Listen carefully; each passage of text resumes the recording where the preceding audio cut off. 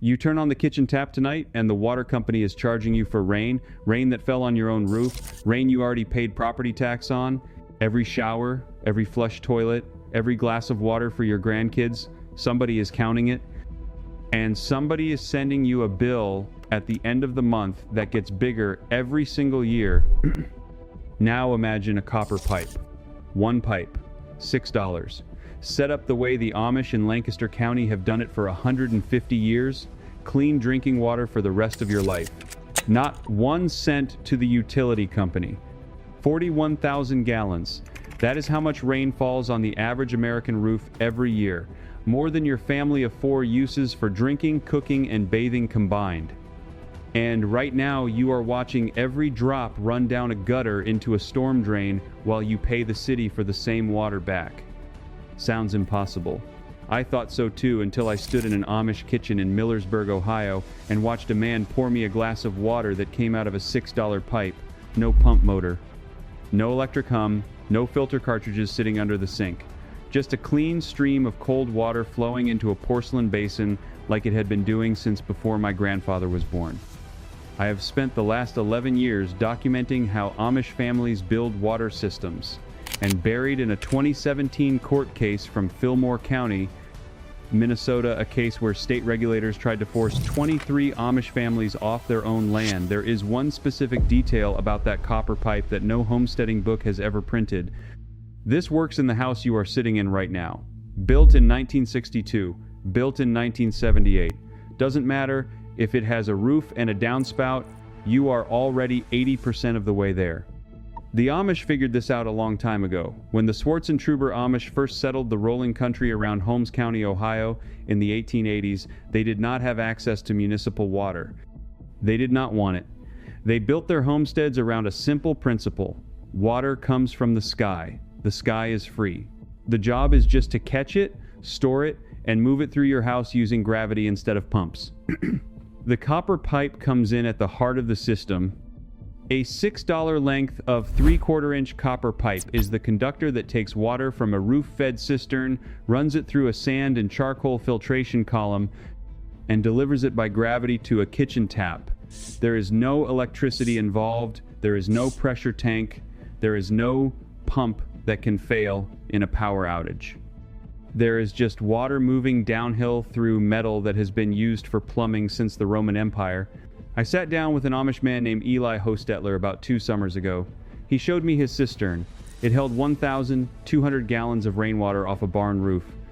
He had a copper line running from a tap on the bottom of that cistern down through a barrel filled with washed silica sand and crushed hardwood charcoal, and that line ran into his kitchen. He pulled me a glass of water. It was the cleanest, coldest, sweetest water I have tasted since I was a boy on my grandmother's farm in Pennsylvania. He told me the system cost him under $200 to build, including the cistern. The copper pipe alone was the cheapest part of the whole project, $6 and change. And it had been delivering water to his family for 22 years without a single repair. But here is where the story turns. Because once you start looking into why the rest of us do not do this, you find something that will make you angry. The Environmental Protection Agency has spent the last 40 years quietly tightening the regulations around what counts as an approved drinking water system in the United States. In 1986, an amendment to the Safe Drinking Water Act introduced what became the foundation for treating any home water system that did not connect to a municipal utility as a public health risk. Not because the water was unsafe. The water coming off Amish roofs and through Amish copper pipes tested cleaner than what comes out of most city taps. The risk, according to the regulators, was that the agency could not monitor it. They could not bill for it. They could not control it.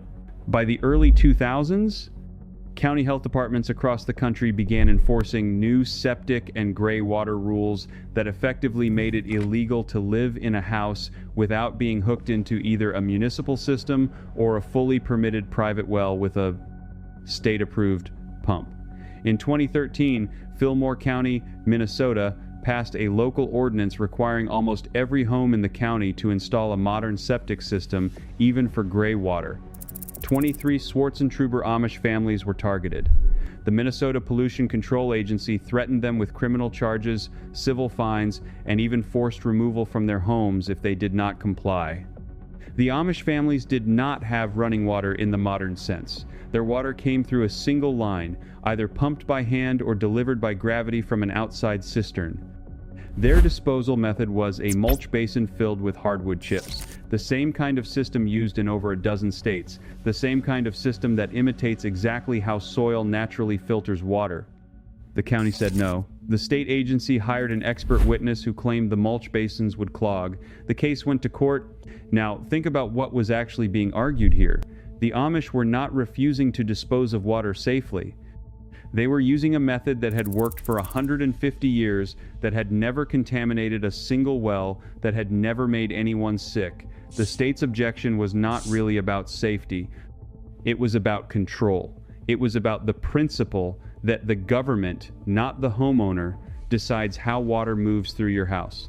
That ruling matters because it tells you everything about why your water bill keeps going up.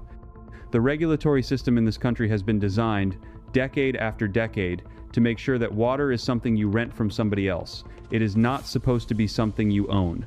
It is not supposed to be something that falls on your roof and serves your family for free.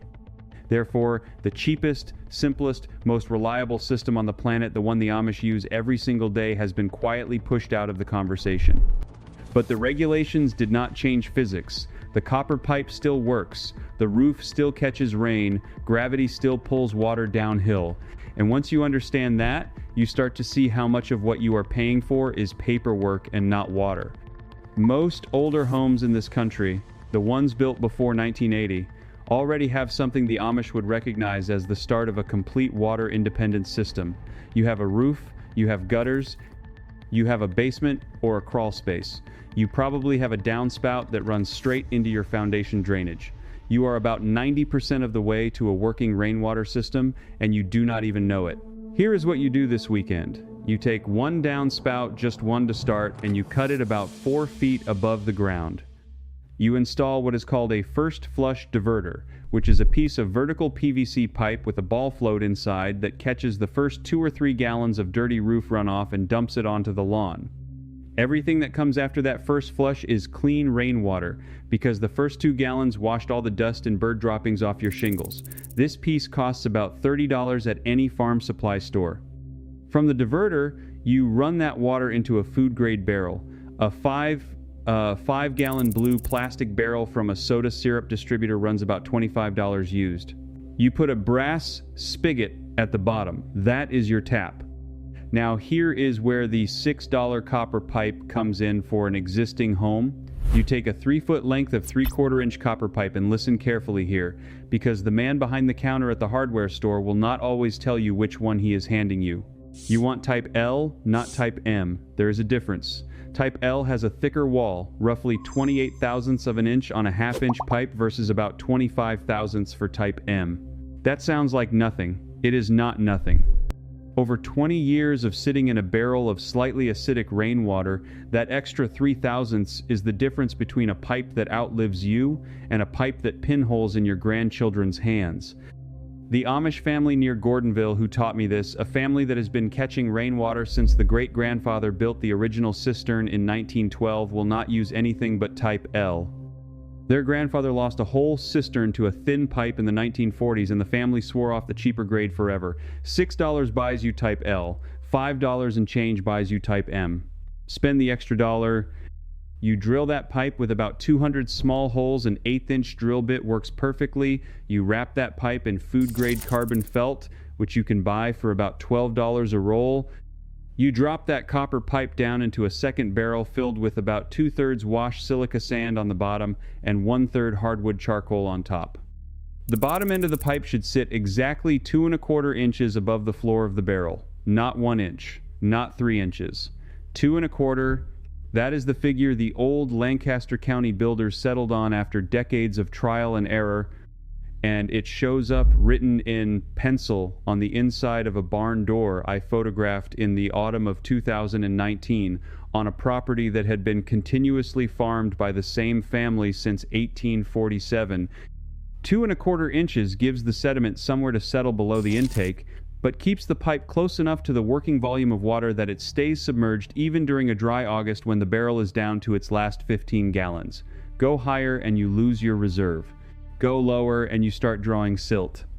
Water flows from your first barrel into the top of the second barrel, drains down through the charcoal and the sand, and exits through that copper pipe at the bottom. What comes out the other end is water that tests cleaner than what most municipal systems deliver. The reason it works is simple. The sand removes anything physical, sediment, particles, organic matter. The charcoal binds chemical contaminants like chlorine, pesticide residue, and most volatile compounds. The copper pipe itself, because copper is naturally antimicrobial, kills bacteria that try to grow on the inside surface of the pipe. The Amish discovered this combination by trial and error over the course of a century. Modern water chemistry confirms it works exactly the way they figured out. One more detail before we go further, because if you skip this one, you will pay for it the first hard frost. If you live anywhere the temperature drops below freezing, pitch the overflow line at a minimum of 1/4 inch of drop per running foot all the way to daylight. A flat overflow line will hold a half cup of standing water at its lowest point. That half cup will freeze. Once it freezes, it acts like a cork. Once you have a cork in your overflow, your barrel becomes a pressure vessel during the next thaw. I cracked a $40 barrel that way in February of 2021. Water cannot freeze in a line that will not let it sit still. You can hook this whole system into the cold water line under your kitchen sink with a simple T-fitting and a shutoff valve. Total cost, soup to nuts, runs between $100 and $170 depending on what you already have lying around. You do not need a contractor. The legal landscape around rainwater capture is real, but it is also more permissive than most people think. The aggressive restrictions historically came out of Colorado, where until House Bill 16-1005 was signed by Governor Hickenlooper on May 12, 2016, it was technically illegal for a homeowner to capture rain in a barrel because that rain was considered the property of downstream water rights holders under the doctrine of prior appropriation. That law was passed in 1852, modified through the 20th century, and used as recently as 2009 to threaten Colorado homeowners with fines of up to $500 a day. Even today, Colorado limits a single-family residence to 2 barrels totaling no more than 110 gallons. Utah has similar restrictions. Washington loosened theirs in 2009. Check your own state, but for 46 of the 50 states, you are completely free to do this tomorrow as long as you are not selling the water. The Amish never lobbied, they never protested, they just kept building cisterns and kept their mouths shut and kept drinking their own rain. I built one of these for my brother-in-law in West Virginia 3 winters ago. He has not bought a gallon of bottled water since. His municipal bill dropped from about $95 a month to $38 a month because he stopped using city water for everything except the toilet and the dishwasher. Over the course of a year, that one weekend project saved him about $680. Over 10 years, that is almost $7,000 staying in his pocket instead of going to the water utility. The reason this matters is not just the money, it is what happens when the power goes out, when a pipe breaks at the city plant, when a hurricane knocks out service for 2 weeks. Your neighbors are standing in line at a fire station with empty milk jugs. You are turning on a tap in your own kitchen and pulling clean cold water like it is a regular Tuesday afternoon. That is what the Amish have always understood. Independence is not built in a crisis. Independence is built on a quiet weekend in October when nobody is watching. But there is a piece of this story I have not told you yet. Because the copper pipe, the cistern, the sand and charcoal that is the system the Amish use every day, it is reliable, it is cheap, it works. But there is a refinement to it, something I only found because I went digging into the actual court testimony from that 2017 Minnesota case. And what I found in that record is not in any homesteading book I have ever read. Before I give you that detail, one quick thing. Everything I have been digging out of these old court records and these farmhouse cisterns, the copper filter pipe you just learned about, the Type L spec, the 2 1/4 inch intake height, the second pipe I am about to tell you about, and all the other pieces I have pulled out of Lancaster County and Holmes County over the years, I have put it all in one place, room by room, season by season, in the order the families actually use it. It is called the Amish Home System. Link is in the description. But stay right here. Because what Karen Johnson Weiner of the State University of New York described in her 2017 testimony is the piece that turns a $6 copper pipe into a passive geothermal cooling system buried in your own backyard. There is one specific detail in the testimony of Karen Johnson Weiner, the State University of New York researcher who was called to testify about the sincerity of Swartzentruber Amish religious belief in that 2017 case. She had spent decades documenting how this particular community handles water, and in her preparation notes, she described something the Amish call the second pipe, an additional copper element that almost no outsider has ever seen because the Amish do not advertise it and most researchers never thought to ask. The trick is this. Most people who try to copy an Amish water system put one copper pipe in the filter column, the Amish put two, and the second one is not for filtering. The second copper pipe is buried vertically in the ground, beside the cistern, and it runs about 4 feet deep into the soil. It is not connected to anything. It just sits there. For years, anthropologists and visitors who saw this pipe assumed it was some kind of grounding rod or an old utility marker. It is neither. The second copper pipe is what the Amish elders in Lancaster County call the cooling stone, except it is a pipe and it is doing something completely different from what it looks like it is doing. What that buried copper pipe does every single day is something based on a principle the Amish learned from older German settlers in Pennsylvania who came over in the 1700s. The pipe acts as a passive thermal regulator for the cistern. Soil at 4 feet of depth in the eastern United States stays at a constant 52 to 56 degrees Fahrenheit year-round. Copper conducts thermal energy at a rate roughly 400 times higher than soil itself. By burying a copper pipe vertically beside the cistern and connecting it to the cistern wall with a strip of copper flashing, the Amish create what amounts to a free, passive geothermal cooling system for their stored drinking water. That cool, constant temperature does two things at once. First, it stops bacterial growth almost completely. Bacteria that contaminate stored water need warmth above 60 degrees to multiply at any meaningful rate. Below 55, most waterborne pathogens stop reproducing entirely. The water can sit in a cistern for months and stay clean. Second, the cool temperature reduces evaporation inside the cistern, which means the water tastes better and lasts longer. So, when the Amish talk about water that lasts forever in storage, they are not talking about magic. They are talking about a $6 copper pipe stuck 4 feet into the ground next to the cistern, doing the job of an electric refrigerator without using a single watt of electricity. You can do this in your own backyard this weekend. Take a 4-foot length of 3/4-inch copper pipe, the same $6 pipe from the first system, type L, not type M. Cap one end with a copper cap and silver solder it shut so no soil gets inside. Drive that pipe vertically into the ground, right beside whatever water storage barrel or cistern you have set up. Run a strip of copper flashing from the top of the buried pipe and clamp it tight to the side of your barrel. The thermal connection is now complete. Within about 3 days, your stored water will reach soil temperature and stay there indefinitely. Your bacterial counts will drop, your storage life will multiply by a factor of 5 or 6. I have never seen this technique in a single mainstream homesteading guide. It is not in any prepper manual I have ever read. It is not on any of the survival channels that talk about water storage. The only place I found it documented was in that 2017 court record, where it appeared almost as a footnote in Johnson Weiner's description of how Swartzentruber Amish in Fillmore County kept water safe through the Minnesota summers without any modern technology. That is the secret. Not the cistern, not the charcoal, not even the main copper filter pipe. The thing that makes the whole system bulletproof, the thing that lets a single Amish family supply itself with clean, cold drinking water for an entire generation off one farm roof, is a piece of copper buried in the dirt that costs less than a meal at a fast food restaurant. And the regulators who wrote the rules that effectively outlawed this for the rest of us never bothered to ask why it worked. They just decided you should not be allowed to do it. Now look at the math one last time, because this is the number that matters most.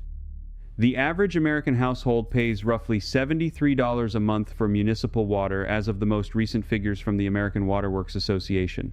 $73 a month $876 a year, roughly $17,500 over the next 20 years for water that falls on your roof for free. What we lost was not a technology, we lost the right to drink the water that falls on the roof we paid for. We lost the right to use a $6 piece of copper pipe to do the work that a $6,000 municipal hookup pretends only it can do. We lost the knowledge that our own grandparents and their grandparents before them used to take for granted before somebody figured out how to put a meter on the rain. If you are the kind of person who believes that real knowledge has been quietly pushed aside to protect somebody else's profit margin,